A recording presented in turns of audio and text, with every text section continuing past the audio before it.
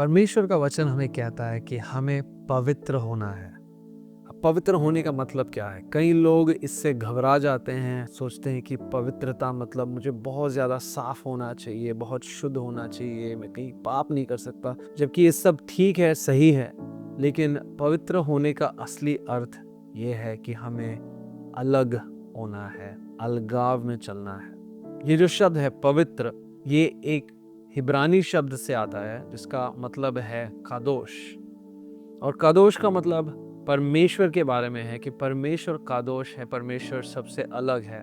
इसका मतलब पूरे स्वर्ग में और पूरे ब्रह्मांड में जो कुछ परमेश्वर ने रचाया, उन सारी आत्माओं से परमेश्वर परे है, अलग है, अपने आप की एक कैटेगरी में है, इसलिए उसे पवित्र माना जाता है। इसलिए स्वर्गदूत जो है यशाया 6 में हमेशा ये पुकारते रहते हैं कि पवित्र पवित्र पवित्र है परमेश्वर। और पवित्र का मतलब है परमेश्वर अलग है, सबसे जुदा, सबसे अलग, मतलब सबके साथ भी मिलजुल कर रहने के बावजूद वो सबसे अलग है।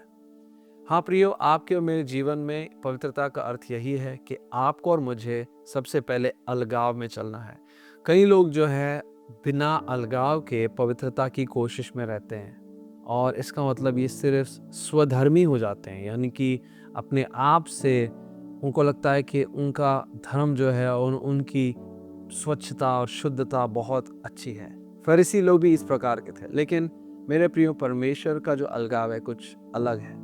परमेश्वर चाहता है कि सबसे पहले हम उसके साथ में एक रिश्ता रखें, और उस रिश्ते में हमें अपने आप को समझना है कि हम उसके हैं। जब कोई भी अपने आप को उसके प्रति समझता है तो फिर वो अपने आप ही जो है साफ और शुद्ध जीवन जिएगा। पवित्रता के बारे में 5 विषय है। एक, कि आपको और मुझे पवित्र परमेश्वर के साथ में एक रिश्ता और नाता होना बहुत जरूरी है। दूसरी बात, उसके पवित्र वचन में हमें दिन रात मनन में रहना, यानी कि बाइबल आपकी सबसे अच्छी और सबसे प्रिय पुस्तक होनी चाहिए। ये क्योंकि पुस्तक नहीं है, ये उसका जीवित वचन है। तीसरी बात, आपको और मुझे पवित्र लोगों के बीच में संगति में रहना है, क्योंकि परमेश्वर ने पूरे समूह को बुलाया है पवित्र रहने के लिए। अब इस फेलोशिप या संगति में कई बार जो है लोग थोड़ा सा अपने पवित्रता से भटक जाते हैं और यहाँ वहाँ की बातें करते हैं। हाँ प्रियो, आपको और मुझे हमेशा उस पवित्र परमेश्वर के बारे में ही बात करते रहना, इस समूह में भी।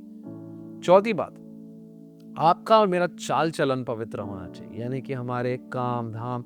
आप देखिए, आप दुनिया में चलेंगे और परमेश्वर के साथ में चलेंगे तो आपको हर चीज में कहीं ना कहीं फर्क दिखेगा, और हर चीज में, चाहे आपके काम में, आपके बाहर जाने में, अंदर आने में, खाने में, पीने में, हर आदत में आपको एक अलग सा मार्ग और रास्ता दिखेगा जिसको आपको चुनना है, और चुनते चुनते आप और पवित्रता में चलेंगे।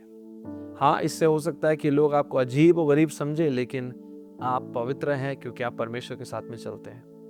अब 5वीं बात, कि आपको और मुझको उस पवित्र आग में चलना है। यूहन्ना बपतिस्मा देने वाले ने कहा कि मेरे बाद जो आएगा वो तुमको पवित्र आत्मा में और आग का बपतिस्मा देगा। हाँ प्रियो, ये आग जब हमारे अंदर है तो हमारे अंदर कोई भी पाप नहीं ठहर सकती। हर पाप जो है मिटता जाएगा, ये आग उसको जलाता जाएगा, बुरे ख्याल, आग उसको जलाता जाएगा और आपको आग चलाएगा।